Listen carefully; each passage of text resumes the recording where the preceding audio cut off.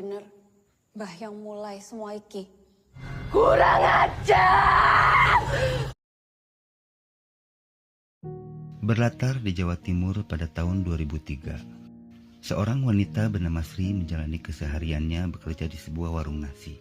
Saat ini, Sri sangat membutuhkan uang untuk mengobati ayahnya yang sakit. Karena ibu sang pemilik warung tak bisa membantu, maka dia menyarankan Sri untuk melamar jadi pembantu di keluarga Atmojo dengan gaji 10 juta per bulan.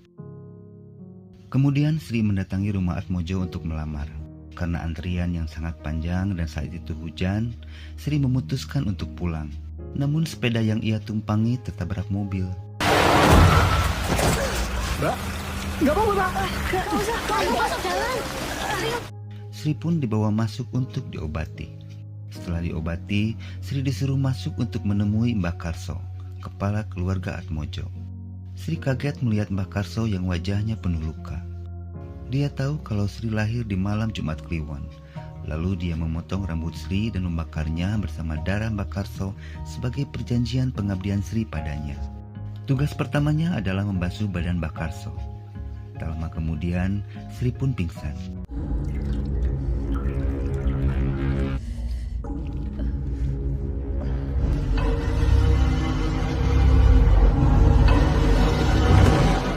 Sri diantarkan pulang oleh sopir yang bernama Sugih.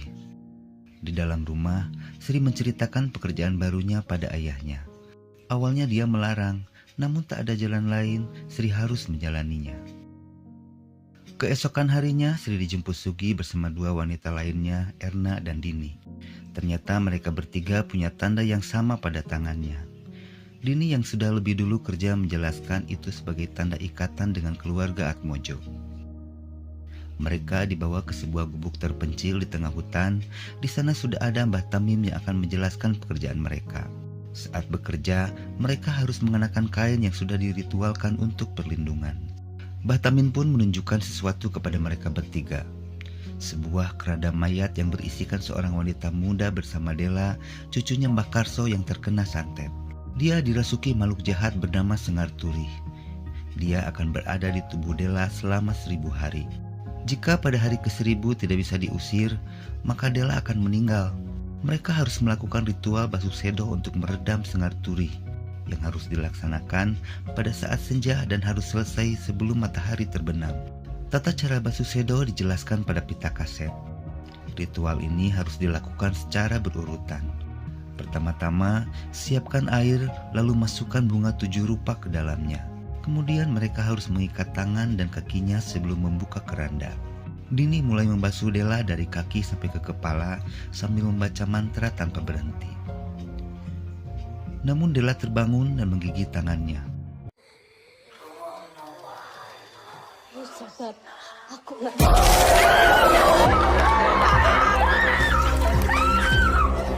Mbah Tamim segera mengambil alih ritual ini sampai Dela tenang. Sri dan Erna yang ketakutan berniat keluar dari tempat itu. Tapi mereka sampai perbatasan yang ditandai payung, mereka pingsan.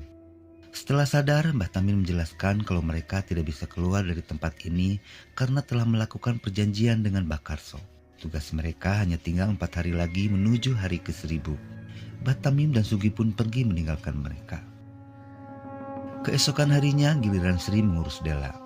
Dia membawa air dan menyalakan lilin. Samar-samar Sri mendengar suara Dela.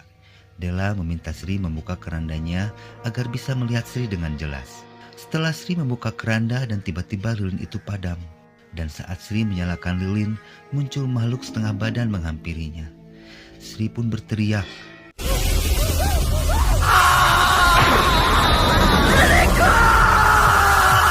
Lalu Dini datang, namun posisi Dela masih di tempatnya. Keesokan harinya, Mbah Tamim dan Sugih datang. Sri dan Erna merasa aneh melihat Sugih sedang menggali tanah. Setelah Mbah Tamim dan Sugih pergi, mereka membuka penutup lubang itu.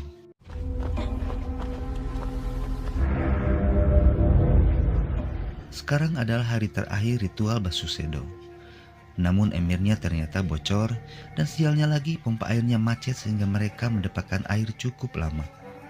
Begitu mereka masuk, Dela sudah keluar dari tempatnya. Dia menyerang Dini dan Sri.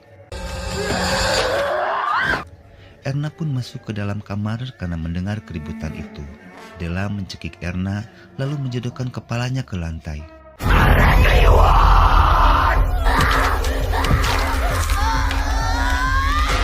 Dan Dini yang berusaha menghalau dibanting ke dinding.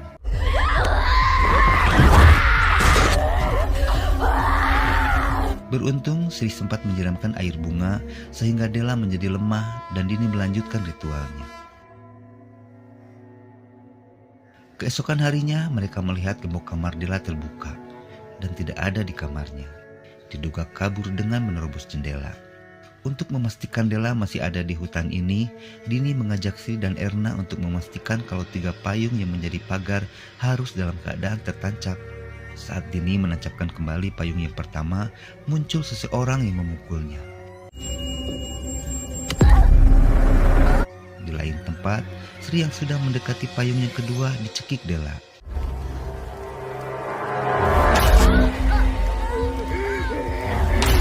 Untung datang Batamin yang bisa melumpuhkannya. Namun Erna datang menusuk Batamin.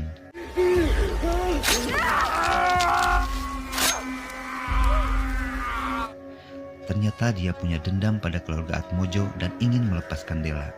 Semua kejanggalan yang terjadi akibat perbuatan Erna. Kini dia menyerang Sri dan tanpa sengaja Sri telah membunuhnya.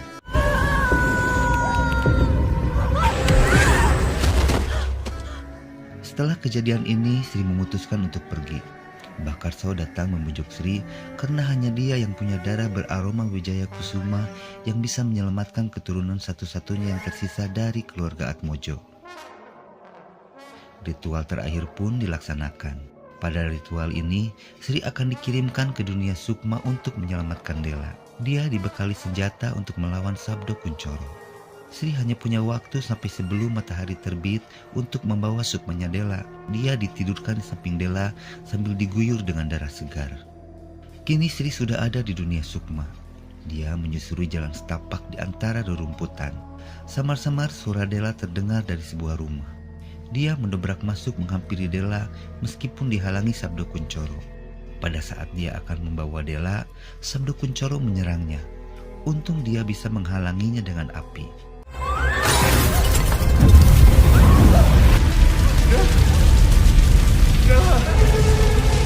Kamu gak bisa pergi.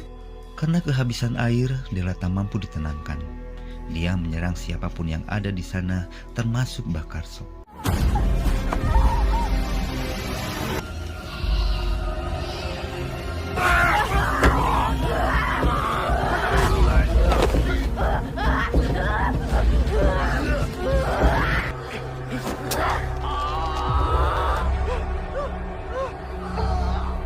Nang tangan ibumu. Kalian anakku, ambilmu dariku.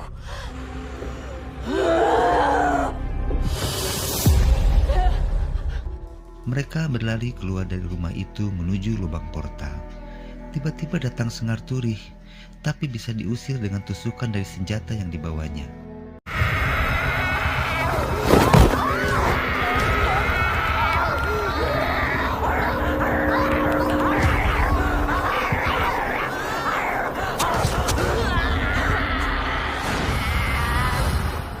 Della terkulai lemas dan kembali sadar lalu memeluk neneknya.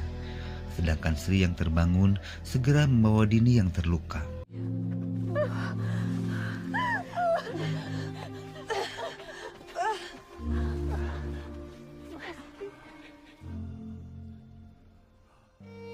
Sesampainya di rumah keluarga Atmojo, Mbah Karso memberikan uang yang dijanjikan pada Sri.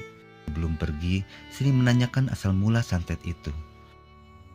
Bah, apa benar yang mulai semua iki?